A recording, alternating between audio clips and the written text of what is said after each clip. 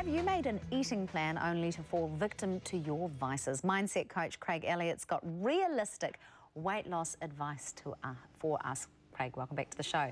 So an eating plan, are we talking diets here?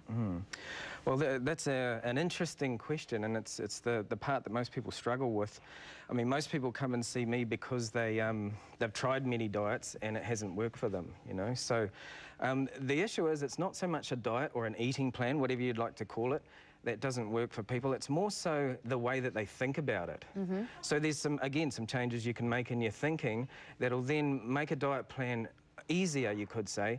But beyond that too, a diet, one notion of a diet is it's a temporary thing, and so it's not so much a long-term solution, and hopefully we'll get there shortly. But everyone, I mean, let's think about it. Everyone always, like, we all know how to lose weight, but we can't, it's this in your head doing it. Yeah. Like, how do you stop yourself eating the chocolate biscuit or overeating at dinner? And you know what I'm saying? Okay, well, I'll just touch quickly on some of the reasons why a diet doesn't work for people.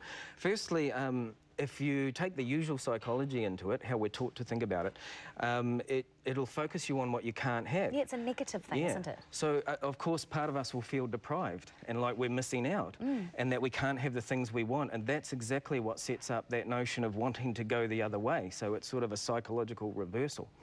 So there's a need to think differently again, and another aspect is that it is somewhat temporary. So I sort of teach people how to use that and move from a diet into more like a way of being. And so there's a couple of keys, if I can allude to those, around how to just subtly shift your mindset. One of the magic things is being able to shift from having to wanting to. If I was to identify one, key distinction between those that naturally function well in the world of food and eating, as opposed to those that don't, it's that they're in this mode of wanting to rather than having to.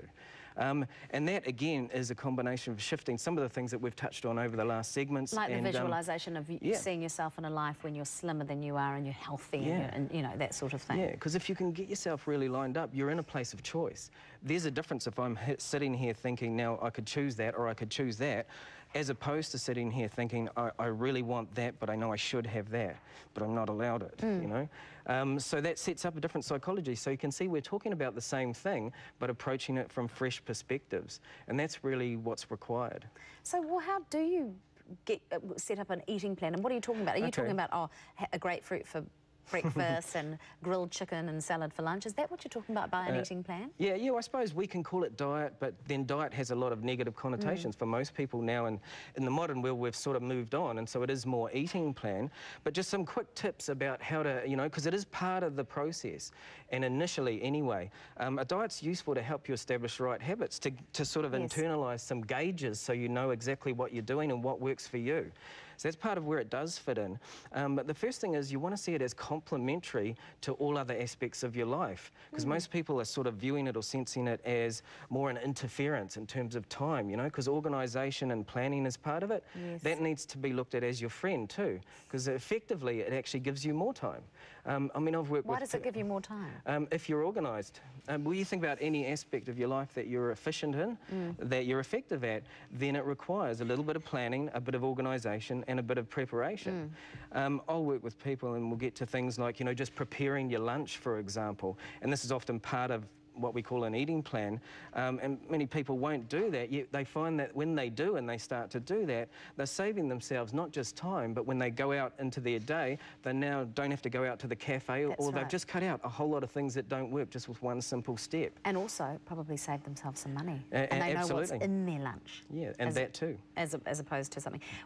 So what would you, I mean, I know, people at home are going to want some concrete advice. So let's talk about an eating plan, what you think is a healthy sort of day's food, because we had an inspirational Kiwi on last week. She'd lost 40 kilos, which in a way she'd won from that, basically through that Atkins type of no carbs. Is that something you advocate, or do you advocate just more sort of balanced eating? Yeah, well, here's a little thing to think about. I don't so much advise on what to eat.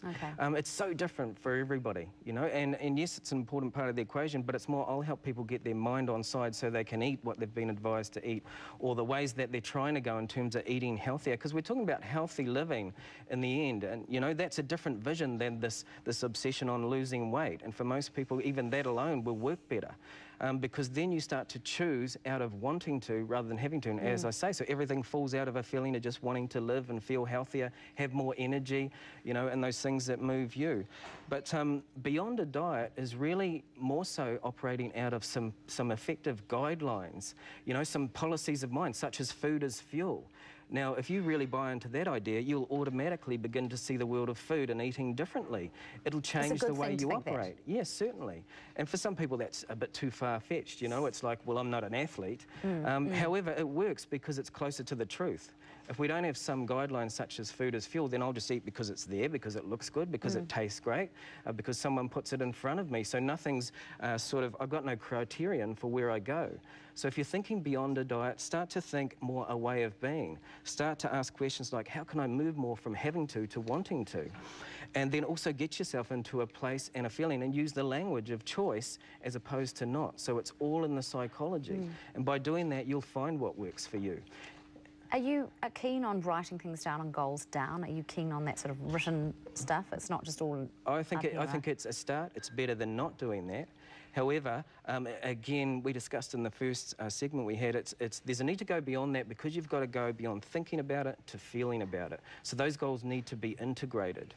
Yeah, and so it's definitely a start and it's better than not. But yeah, there's more ways that you can soup things up so that you're actually experiencing it. I think I was having a quick chat to Brendan earlier, and yeah, as he said, well, you get to a point where it just becomes a priority, you know? If we're really key into how important your health, your energy levels, how that affects you on a daily basis and all that it means to you, well, in the end, it's about the quality of your life. It's not about losing weight. No, you're absolutely right. It's about the quality of your life and your every moment, your every experience. And if you can get tuned into that, then you'll make some changes, you know, and then it's just adjusting your mindset so that those changes happen more downstream or easily rather than that they feel like a struggle or something I'm having to do. Right, and of course Brendan's a great example of that. This is a man who works out for at least 2 hours before he comes to work, but he does eat healthily and he looks fabulous and has got lots of energy, so we should follow his example. Thank you so much, Craig.